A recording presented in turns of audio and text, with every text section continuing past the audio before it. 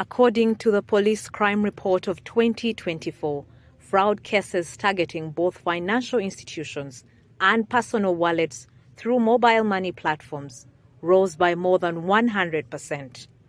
This has prompted financial institutions to join hands in protecting their customers and their institutions.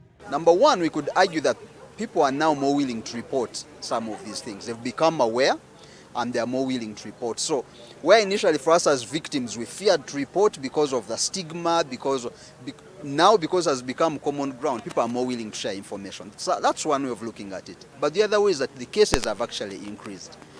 Because we are seeing more emboldened thieves. You see, when they did it first and it succeeded with Pegasus, they figured, we can go on. So they've done it with banks, they've done it with the telecoms, every year. So there is also increased fraud.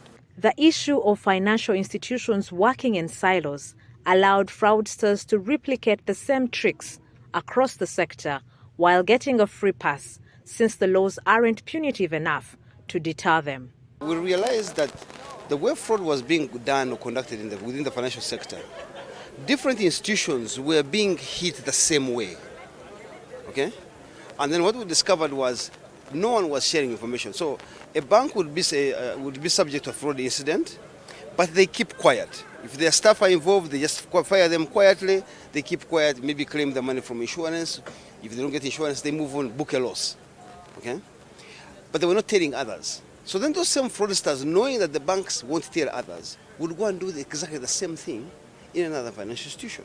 Although both the DPP and CID have been on board to fight fraud, the two institutions lack the technical know-how. But under this scheme, financial institutions will train the staff of DPP to handle such fraud cases. This is the paradigm shift that we need, from isolated efforts to a collaborative and strategic alliance to share information, build capacity, strengthen legal frameworks, and raise awareness. By the way, the banks, for your own safety, you should get out of your way and train us and the investigators at your cost. Yes, that is just how to do it. Because if we be sitting there with no technique to handle anything, but if you're very interested and knowing that this is a shared responsibility, that's the beginning point. As the Central Fraud Reporting Portal goes up, financial institutions will have to balance between upholding the duty of care and secrecy, which they owe to their customers, or perform their civic duty as good citizens, of which the former takes precedence. Joanne Salmon, NTV Business.